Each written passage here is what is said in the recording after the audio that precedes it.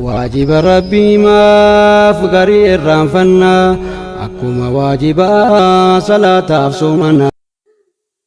السلام عليكم ورحمة الله وبركاته.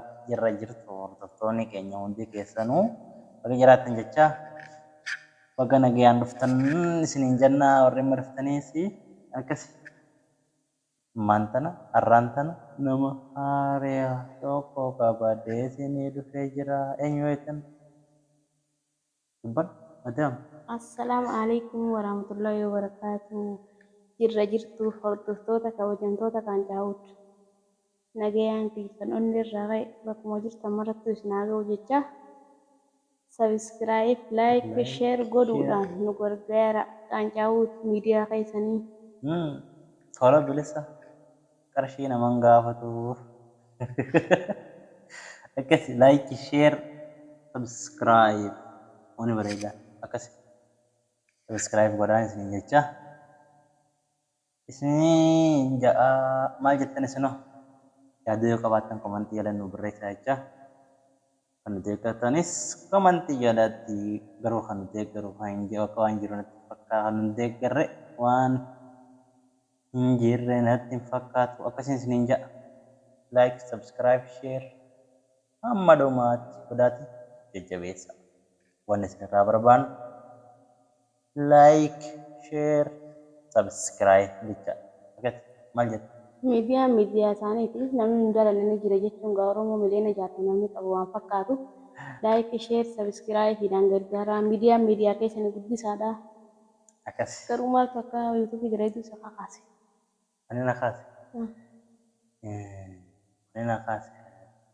Garuu ni fayyadama miidiyaa kana nama fayyadamuus ni argaa. Yaaduma nama fayyadamuu kana hunda anoo maaliif hin fayyadamne nama hundinuu akka fayyadamu ni nagaraa miti. Yaaduma namaan na kakaase. Garuu yeroo xiqqoonumaan yayyaala ture. Las kanneen hojjechuuf itti karoora hin turre. Garuu immoo jajjabina namni na jajjabeessu eegaleen subscribe kun lakkuma osuma deemuu agaree ana kumatti linkii isaa kaa'ee ture. Subscribe kun deemuu eegalaan gaa. Komantiin namaa takka ati hoomaaf hin hojjenne hojiin kee baay'ee bareedaadha hojjechuu hin dandeessaa hojjedhu si jajjabeessinaa jechuu dhagee akkasii gaa khalaas egaa akkasitti deeggarsa milee arkee jechuudha jalqabe anis akkasitti jalqabe. Keessaa kun inni takka kaafayaanii nama waan namarraa jaalatanii jira jabaadhu itti fufi hogguu jaan komantii lan nama garra kanumaafuu hamilee Oromoo eeguudhaaf yoo dalaganis maa rakkoon qabu na fakkaata maaliif jennaan Oromoon afaan sitti yoo dalaydes maaliif bu'aa guddaa qaba malee wanni rakkoo nama fidu hin jiru. Bakka akka geessu abdiin qaba jabaadhu itti fufi. Akkas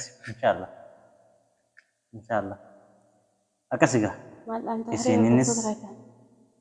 anis isinis waliinuu dhaabdannoo isiniin jedha daawwattoonni biyya hundi keessanuu amma dhuma congratulation yuutuubni nuun jirutti itti fufaa subscribe isiniin jedha akkasi amma qophii biraatti walitti dachaanutti gannaa jiraadha.